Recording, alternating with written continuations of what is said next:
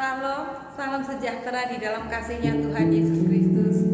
Mari Bapak Ibu yang dikasihi oleh Tuhan, kita akan mempersiapkan hati kita untuk kita datang kepada Tuhan.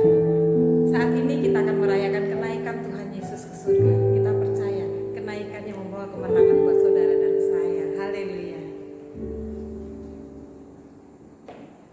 Kita akan berdoa terlebih dahulu sebelum kita memulaikan ibadah kita pada sore hari ini.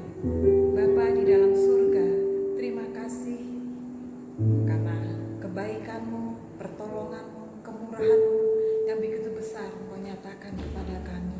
Pemeliharaan Tuhan sungguh ajaib dalam hidup kami, sehingga kami boleh merasakan bagaimana luar biasa Allah, ajaibnya Allah dalam hidup kami. Terima kasih Bapa. Saat ini Tuhan, kami mempersiapkan seluruh kehidupan kami untuk kami datang kepada Tuhan, menyembah Engkau, memuji Engkau, serta mendengarkan firman dengan segala kerendahan hati dan kerinduan hati kami. Kami mau sambut ibadah kami sore hari ini, dari awal pertengahan sampai pada akhirnya, hanya di dalam satu nama Tuhan Yesus Kristus, kekasih jiwa kami. Haleluya. Mari setiap kita yang percaya, kita sama-sama katakan amin. Haleluya.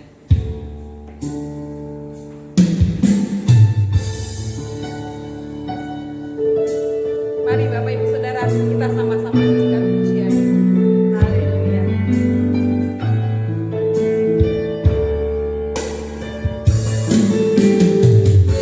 Yesus Tuhan ditinggikan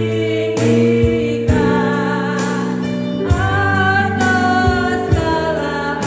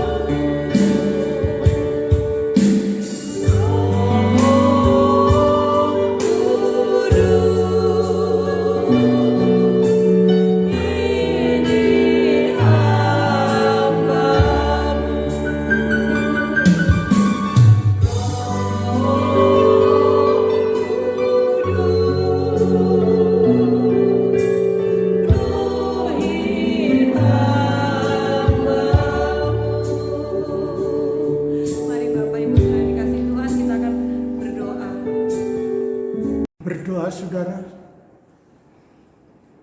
Tuhan, betapa hati kami berterima kasih. Kami diberi umur panjang, diberi kesempatan lagi untuk beribadah kepada Tuhan secara online. Kiranya saudara-saudara kami yang terlibat di dalamnya diberkati oleh Tuhan lewat firman Tuhan yang sebentar hamba akan sampaikan. Campur tangan Engkau bersama kami. Kami siap mendengarkan firman-Mu di dalam nama Tuhan Yesus Kristus. Amin.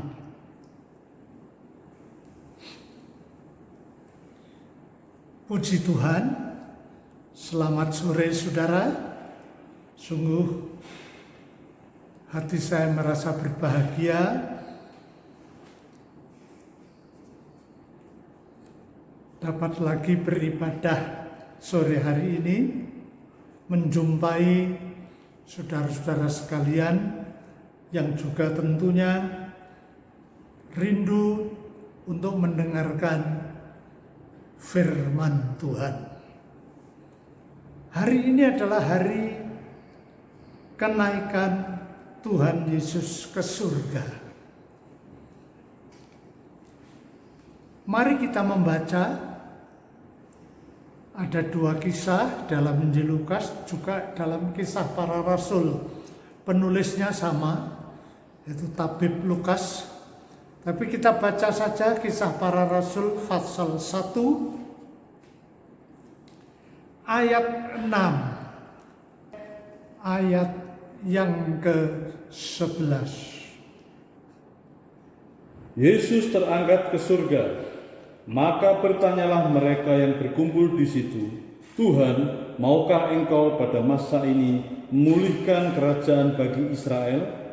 Jawabnya, Engkau tidak perlu mengetahui masa dan waktu yang ditetapkan Bapa sendiri menurut kuasanya. Tetapi kamu akan menerima kuasa kalau Roh Kudus turun ke atas kamu, dan kamu akan menjadi saksiku di Yerusalem dan di seluruh Yudea dan Samaria dan sampai ke ujung bumi. Sesudah ia mengatakan demikian, terangkatlah ia disaksikan oleh mereka, dan awan menutupinya dari pandangan mereka. Ketika mereka sedang menatap ke langit waktu ia naik itu, tiba-tiba berdirilah dua orang yang berpakaian putih dekat mereka dan berkata kepada mereka, "Hai orang-orang Galilea, mengapakah kamu berdiri melihat ke langit? Yesus ini yang terangkat ke surga meninggalkan kamu akan datang kembali dengan cara yang sama seperti kamu melihat dia naik ke surga." Terima kasih. Demikian pembacaan firman Tuhan. Kita sudah periksa masing-masing dalam Alkitab kita. Saudara, ada pesan yang mestinya harus diperhatikan oleh murid-murid pada waktu itu. Sebelum Yesus naik ke surga, berpisah dengan murid-muridnya, ada pesan yang penting yang murid-murid harus mendengar dan memperhatikan. Yang pertama yaitu Roh Kudus akan turun atas murid-murid, setuju dengan janji Tuhan kepada orang percaya. Yang kedua, murid-murid harus tetap di Yerusalem, jangan meninggalkan kota itu. Dan yang ketiga, murid-murid akan menjadi saksi, memberitakan Injil kepada sekalian bangsa, mulai dari Yerusalem, kemudian Yudea, Samaria, dan akhirnya sampai ke ujung bumi. Jadi ada 3 poin yang seharusnya menjadi perhatian yang serius dari murid-murid Tuhan. Tapi ternyata saudaraku, untuk memahami perkataan Tuhan Yesus tidaklah mudah. Karena murid-murid ternyata di dalam hati mereka masih berkecamuk tentang masa depan, tentang kenikmatan duniawi. Sebab mereka bertanya, maka bertanyalah mereka yang berkumpul di situ, Tuhan, maukah Engkau pada masa ini, ya sekarang maksudnya begitu, memulihkan kerajaan bagi Israel? Ini pertanyaan yang kurang bermutu, saudaraku.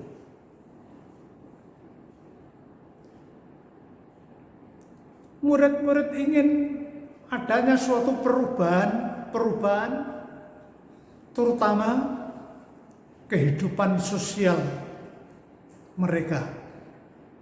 Mereka ingin suatu kemapanan, kemakmuran apabila Yesus mendirikan atau memulihkan kerajaan Israel pada waktu itu.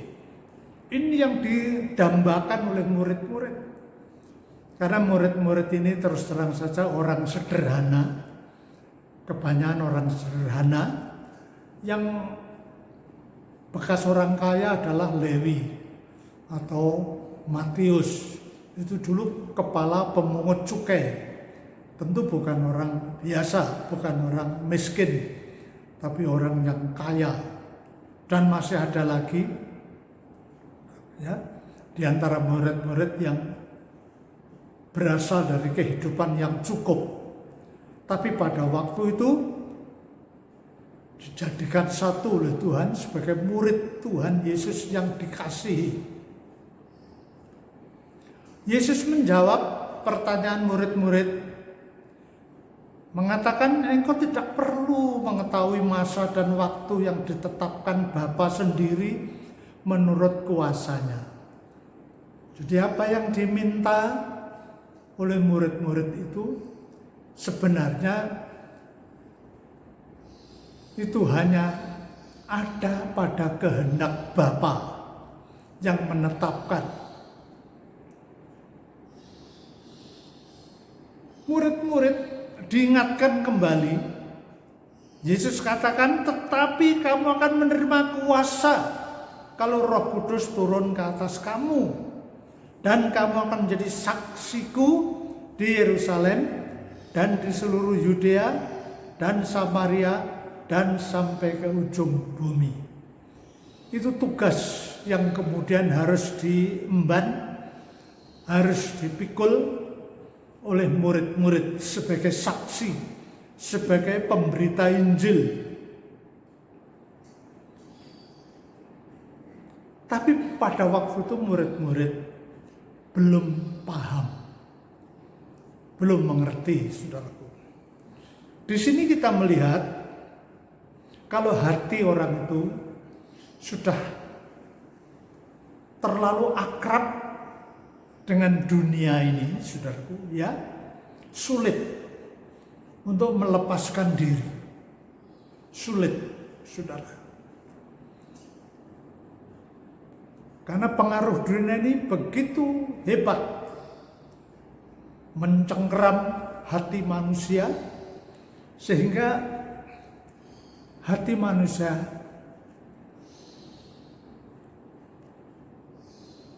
jika tidak karena pertolongan Roh Kudus, tidak mungkin manusia dapat melepaskan diri dari ikatan kecintaan kepada dunia ini. Di sini kita melihat bahwa Roh Kudus itu baru dijanjikan, belum dialami, belum memenuhkan hati murid-murid. Makanya murid-murid kemudian nampak bahwa pemikiran mereka pemikiran manusiawi, pemikiran duniawi. Dia minta kepada Tuhan untuk memulihkan kerajaan bagi Israel. Karena murid-murid ingin mapan. Kalau ada kerajaan, pasti kalau itu didirikan oleh Tuhan Yesus, pasti murid-murid dapat bagian kekuasaan. Pasti aman, pasti nyaman, ya, dan berkelimpahan. Tapi ternyata itu keliru, tidak sesuai dengan maksud dan rencana Tuhan. Padahal pada waktu itu pesan Tuhan ini sangat penting untuk dipahami, direnungkan, karena mereka belum pernah terima Roh Kudus. Tentunya ada pemikiran, bagaimana ya penuh Roh Kudus itu, bagaimana ya memiliki kuasa yang seperti yang diucapkan oleh Tuhan Yesus, kamu akan memperoleh kuasa apabila Roh Kudus turun ke atas kamu. Mestinya ini yang dipikirkan oleh murid-murid. Malah murid-murid bertanya, maukah Tuhan memulihkan kerajaan bagi Israel? Ini jauh dari maksud Tuhan yang sesungguhnya. Saudara, kemudian setelah Tuhan mengucapkan kata-kata bahwa murid-murid akan penuh Roh Kudus dan menerima kuasa menjadi saksi di Yerusalem, Yudea, Samaria sampai ke ujung bumi, tiba-tiba Tuhan Yesus terangkat ke surga dan sempat dilihat oleh murid-murid, dan awan-awan, ya, menutupi, menyelimuti Tuhan Yesus, sehingga murid-murid tidak nampak lagi, tidak melihat lagi Tuhan Yesus ketika naik ke surga itu. Tentu murid-murid memandang ke atas dengan pandangan di samping takjub, terheran-heran, tapi juga berpandangan kosong, karena murid-murid merasa kehilangan pribadi yang disembah dan dipuja-puja 3,5 tahun lamanya, saudara. Kemudian ditegurlah murid-murid oleh 2 orang malaikat. Sementara murid-murid masih tetap memandang ke atas, ada 2 malaikat mengatakan, "Hai orang-orang Galilea, mengapakah kamu berdiri melihat ke langit? Yesus ini yang terangkat ke surga meninggalkan kamu, akan datang kembali dengan cara yang sama seperti kamu melihat dia naik ke surga." Dapat teguran murid-murid yang hatinya kosong, yang hatinya sedih karena ditinggalkan oleh Tuhan Yesus naik ke surga. Tetapi sapaan malaikat ini paling tidak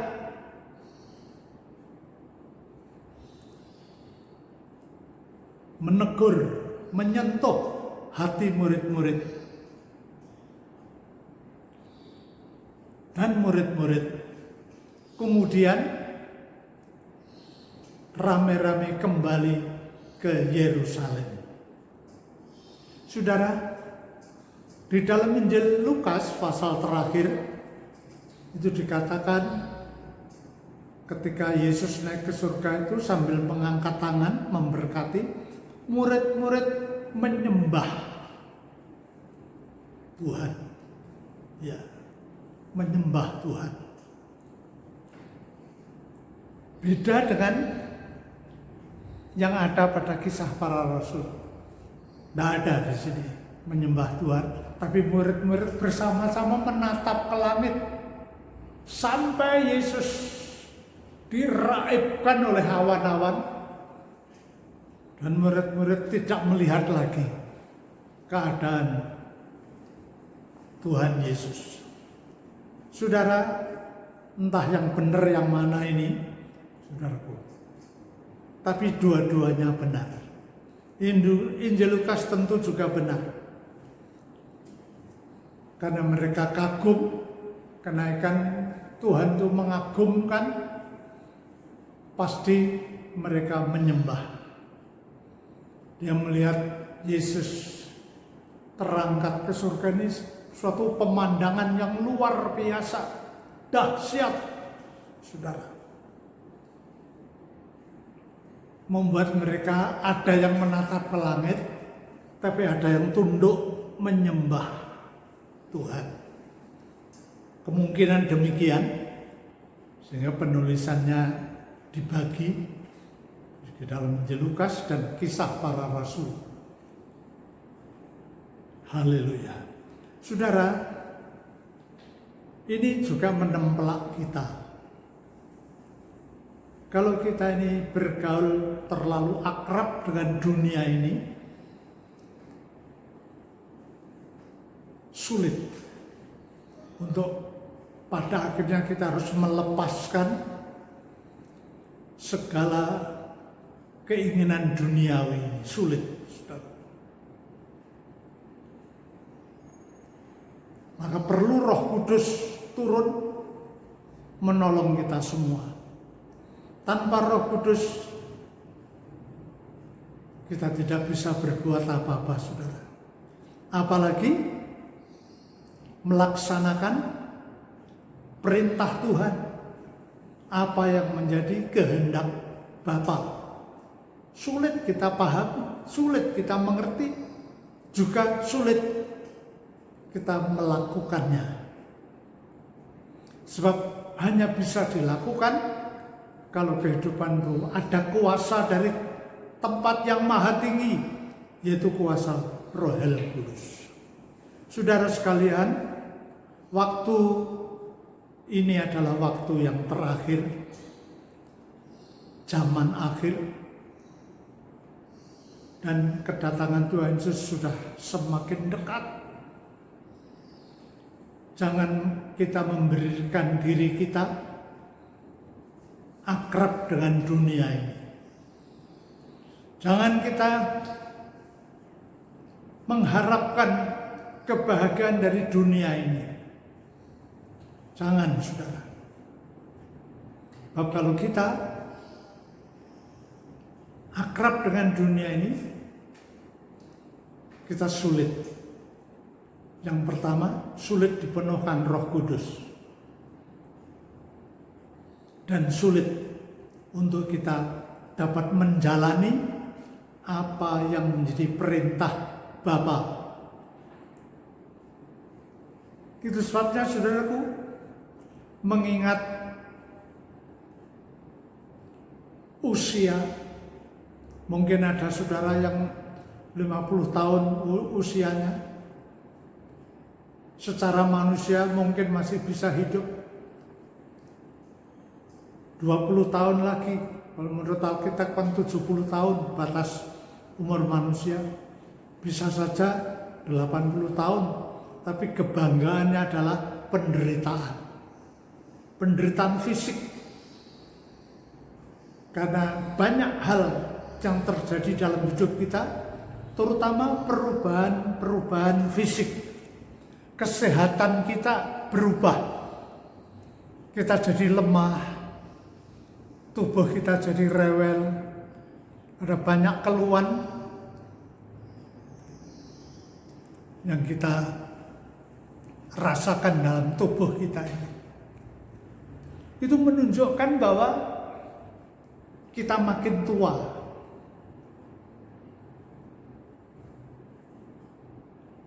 Dan kalau sewaktu-waktu kita dipanggil oleh Tuhan, kemudian kita belum bertobat, kita masih terikat dengan kecintaan dunia, aduh,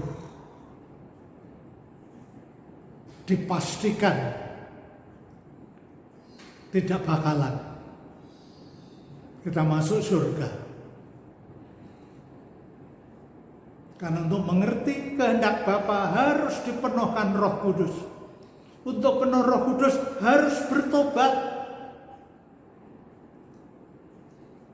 Alkitab katakan, hendaklah kamu bertobat dan memberi diri dibaptis, maka kamu akan menerima Roh Kudus. Itu urutannya begitu, saudara. Kalau bertobat saja belum, aduh, apa jadinya dengan hidup ini? Ini mengerikan, saudara. Ini mengerikan. Itu saja bertobat harus dipikirkan dan menjadi kenyataan. Kita harus selesai dengan masalah diri kita. Masalah dengan dunia harus selesai. Biar masalah kita hanya kita dengan Tuhan Yesus. Itu yang menjadi pujaan dan harapan kita untuk masa depan kita. Saudara sekalian, Tuhan Yesus tidak lama lagi akan datang. Sudah siapkah saudara? Atau masih mengharapkan dunia ini membahagiakan saudara? Jangan saudara, jangan. Biarlah hidup kita terasing dari dunia ini, tidak masalah, tidak apa-apa. Kita dibenci oleh dunia ini, kita dianggap sampah oleh dunia ini, tidak masalah, tidak apa-apa. Kalau itu bagian kita yang harus kita terima, kita alami, tidak apa-apa. Tuhan akan menolong kita. Tuhan akan berkemurahan menguatkan kita. Pada zaman rasul-rasul, mereka mati teraniaya, mereka mati syahid. Ada yang diadu dengan binatang buas, ada yang disalib terbalik, kepala di bawah, kaki di atas. Ada yang dipotong kepalanya, seperti Paulus, dipotong lehernya, digilotin pada zaman Kaisar Nero, saudara. Ngeri, tapi mereka bahagia. Mereka merasa mendapat kelayaan dari Tuhan, menerima bagian sengsara Kristus. Dibanding mereka, kita ini belum apa-apa, saudara. Belum apa-apa. Apalagi kalau hanya kekurangan makan atau pakaian karena ekonomi makin sulit. Itu kecil sudah. Jika dibandingkan dengan penderitaan saudara-saudara kita zaman dulu yang sudah mendahului kita, mereka luar biasa. Mereka pantang mundur mengikut Yesus sampai akhir hayat mereka. Tuhan mau kita juga demikian. Tidak apa-apa kita menderita, karena Yesus berjanji menyertai kita sampai kesudahan alam. Jadi dunia ini nanti akan selesai. Kehidupan manusia juga akan selesai. Sejarah hidup manusia selesai. Semua akan selesai. Tidak akan terus begini, enggak. Kita pun juga akan selesai. Pengikutan kita kepada Tuhan satu saat selesai. Tuhan yang mengatur waktu dan ketikanya. marilah kita menyerahkan diri kita. Kita katakan kepada Tuhan, oh Tuhan, sekarang penuhilah kami. Penuhkanlah kami dengan Roh Kudus-Mu. Mestinya murid-murid berdoa demikian. Bukan minta supaya kerajaan Israel dipulihkan. Ada kerajaan, ada yang memerintah di bumi ini. Bukan demikian. Mari kita berharap, Tuhan, penuhkan kami dengan Roh Kudus-Mu, supaya kami dapat mengerti apa yang menjadi kehendak Tuhan dalam hidup ini. Sehingga hidup ini, hari-hari yang kita pikirkan adalah bagaimana menyenangkan hati Tuhan. Bagaimana hidup ini menyatu dengan Tuhan Yesus Kristus. Karena kita akan menjadi mempelai wanitanya Tuhan Yesus. Itu sebabnya saudara, biar pikiran ini ada di dalam setiap kehidupan kita sekalian. Pikiran dan perasaan yang ada pada Kristus kiranya mengubah hidup kita dari saat ini sampai Tuhan mengangkat kita sekalian. Tuhan memberkati saudara sekalian. Mari kita berdoa. Tuhan Yesus, betapa hati kami berterima kasih kepada Tuhan, karena firman-Mu telah kami dengar. Firman Tuhan yang disampaikan dengan sederhana ini kiranya menggugah hati kami untuk kami lepas dari kecintaan akan dunia ini dan kami cinta kepada Tuhan. Kami semua dipenuhkan dengan Roh Kudus. Kami semua menjadi pelaku-pelaku dari kehendak Allah dalam hidup ini. Kami percaya Tuhan tidak tinggalkan kami. Firman Tuhan ini akan memberkati kami sekalian. Berkati semua saudara-saudara kami yang susah Tuhan hiburkan, yang sakit Tuhan sembuhkan, yang kesulitan dalam perekonomian Tuhan berkati, cukupkan kebutuhan mereka. Itulah janji Tuhan buat kami sekalian. Terima kasih Tuhan, terima kasih. Akhirnya saudara-saudara sekalian yang dikasihi oleh Tuhan, terimalah berkat Bapa, cinta dan kasih sayang Tuhan Yesus, persekutuan damai sejahtera di dalam kuat kuasa Rohul Kudus, yaitu di dalam nama Tuhan Yesus Kristus. Kiranya berkat ini turun atas saudara sekalian, memberkati saudara hari ini sampai selama-lamanya. Haleluya. Amin.